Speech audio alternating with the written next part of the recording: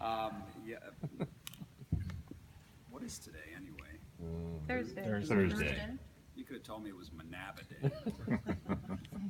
Boy, what a great venue, huh? You played out here before? It's really nice. I love playing these places. Have you played this one before? I don't think so. It doesn't. It doesn't look familiar, but that usually doesn't mean much. Do you know what city you're in? I didn't when I got off the bus. Yeah. I know now that I'm in Wabash, Yeah. right? Wabash. Wabash. Wabash. And yeah, we've been on tour in America now for it's going by so quick. 3 weeks. Yeah, something like close to 3 weeks. It kind of feels like Friday, not necessarily of the week, but like, you know, like when you're young, you always look forward to Friday. Well, for me, like the beginning of the year was Monday, because even before that, because I was working on the modern primitive. I mean, the deadlines were crazy, so I'm rushing to get this done, and then right on top of that, on the heels of that, was Generation X. And getting that whole thing rehearsed, arranged, and then on tour was another one of those grinds, you know. And then here she is. There she is. And then right after that, went right into preparing for this tour, and we kicked it off in May in Europe. We had a great European tour, and then some vacation time, and it did some crazy things. My wife and I and some friends went. I have like a bucket list. I do, and it's got want to do this, want to do that, want to do this, want to do that. And there was 2 things on the bucket list that we accomplished this summer. One of them was to go through Scotland and stay at all these castles. Ooh. You know, these exotic castles. I mean, it was crazy, man. And we actually even stayed at Skibo Castle, which was the summer home for Andrew Carnegie. 110,000 acres. It was gorgeous, gorgeous. I crashed a car and almost killed us. I'm like, why are we driving? I'm not comfortable driving on the left side of the road. Ooh. Well, we're all driving, Steve. I don't know, but bam! Rolled it and everything. Yeah, I'm surprised we walked away. And then another bucket list item that we checked off was a 1-week bike ride through Italy. Ooh. So great. Okay, I need to add highly this to my recommend it. And then getting ready for this tour. So this tour now is going to end in December, and at the end of December, well, before Christmas, I get home like I think the 21st, and then it's Saturday. You know what I mean? It's like this whole American tour feels like Friday, just getting to the end of the week, you know. But I say that, but I love touring. You know, it's really through the years I've just really grown to love it. Are you going to push yourself like that next year? I'll be pushing myself, but not On tour with the David Lee Roth Band?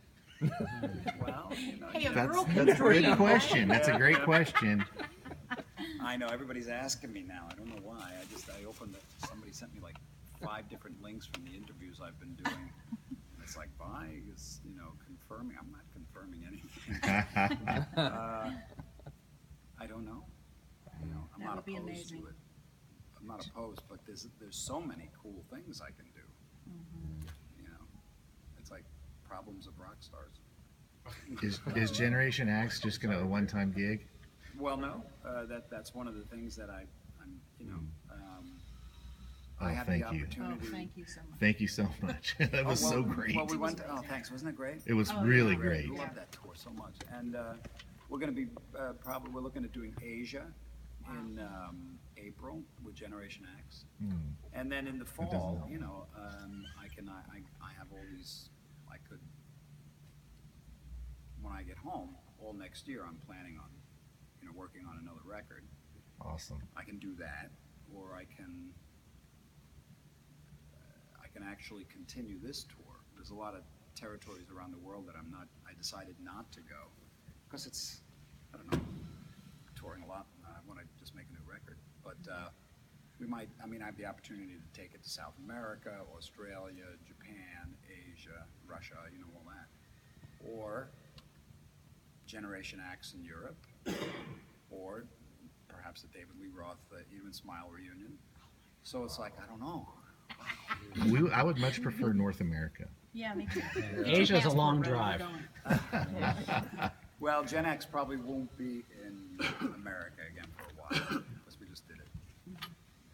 Do you think, I'm sorry, go do you ahead. think with the release of your Gravity Storm and the more, I don't know, natural tone-based Jim, are you gonna do, next album gonna be a more natural, more open, airy feel? Well, a good question. I can tell you what I'm thinking, although, you know, things change. Yeah. But for about a year now, even longer, I've been, and that's usually what happens. A lot of times, I used to have these lists of all these projects I wanted to do, you know, and when I turned 50, 6 years ago, I looked at this list and I said, well, it takes about a year to do each one of them, and there's like 300 here. So I better prioritize. So what I decided to do was try to eliminate in my head all these future plans. Because it's, at some point you wake up and you go, this is a fantasy, I'm not gonna be able to do all this. And then I think as you get older, at least for me, you don't worry about doing anything. You relax more. I don't work less. That's the funny thing. I just don't have this pressure of having to do 300 projects that I'll never get to anyway. And it was difficult to let go of that, you know.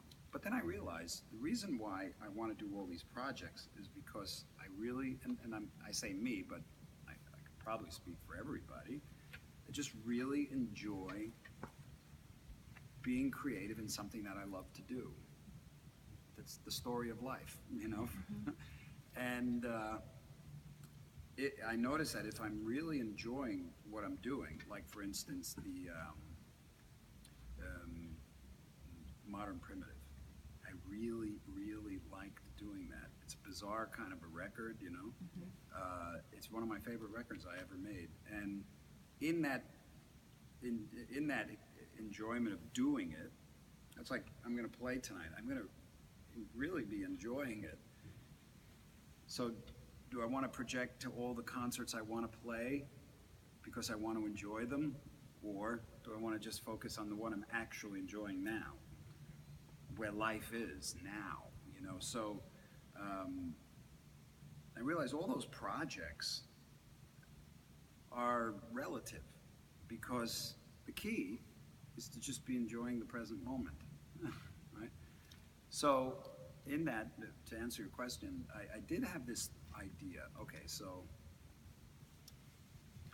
my records are kind of dense sometimes, a little overproduced, and it's a little complex, compositional. I can't help it. I like it. I'm drawn to that stuff. And maybe the only real, or I should say conventional type of instrumental guitar record that I made was Alien Love Secrets. Yes. Because it was just bass, drums, and guitar. That's it. No vocals, nothing else. No overdubs, one song. So I wanted to go back to that, but in a completely different way. I don't want to revisit something I already did, you know? So I conceptualized this project, and it contains 3 records, and they all come out at the same time. And there's no overdubs. It's just 3-piece, guitar, bass, and drums. But it's not going to sound like that. I mean, I'm going to be experimenting with loops and other guitars, you know, playing them and letting them loop while I do other things. So it's not really like a trio. It is, but it'll sound like an army, you know. And the reason why the 3 records is because, yes, the first one would be all of the tone and the atmosphere of it would be very airy, clean. Yeah, sort of that earthy kind of sound. And the second one would be my normal kind of distortion sound. And the third one would be this ungodly heavy, you know, this sound. I've got this, Ibanez is working on this guitar for me right now. We call it the steampunk guitar. It is the freakiest looking thing. Did you ever see that? Did you see the new Mad Max movie? Yeah, What was it, Fury something? Yeah. Yeah. Fury Fury Road. Road. You know the guy on the front of the yeah, truck? with the flames, yeah. Well, it kind of looks like that. Wow. Except mine has all these blowers and shit. What? Smoke, and, and it's tuned way down, and it's got 3 necks, and it's got strings over here. It's really a freak of nature for a guitar. And I'm planning on most of the third record to be written with that. So I just love, there's a part of me that's very theatrical. I like theater, but we always did. The ham is cooking when I'm on stage. I probably should have been on Broadway. But so I'm envisioning these records, because this here with the Passion and Warfare and this show, I need to wash all that out. You know what I mean? And not go back and play so much old material. I want to completely evolve, and so that's what I'm looking to do. Plus, and even then, there's so many projects I'd love to do. It's just crazy, but I'm choosing this one because they're getting old. They're starting to bark, so to speak. So I want to get it while it's still there. You know, when I first saw you play was with Zappa back Oh, in right. '81, and a young boy 81, yeah. from around here came up. He's Michael Hartman. I think you know who Oh he yes, is. of course. And he came up to me, and we always play on our porch, and his grandfather lived behind me. And he said, "Hey, I want to play guitar." So we would show him a little bit, and he goes, "Who's the best guitarist?" I said, "Well, I just saw a young guy. We were younger then, playing for Zappa." I said, "You gotta check him out." And then you know the rest of the story of that. Yeah. Michael Hartman. Various times through my career, I've been contacted by the Make-A-Wish Foundation. Familiar with what that is? Yeah. And one of the young men, many years ago, was Michael Hartman, who had the lung disease. What is it called? Well, Cystic fibrosis? Yeah. Cystic fibrosis. And he was a sweetheart, and he was a guitar freak and a really good player. And very interesting story. He was turned on. He was a big fan, but he got turned on to me through the David Lee Roth music, because that's all that was available at the time. And his dream was to play in David Lee Roth's band. So he, through the Make-A-Wish Foundation, came out to my studio, and he was a little kid, and we jammed, and he was so excited, and I might have pointed some directions to Dave, but he got the gig with Dave Roth, and he was in the band, and Mike was very positive, very driven, one of these kids. He lived very long for a cystic fibrosis patient,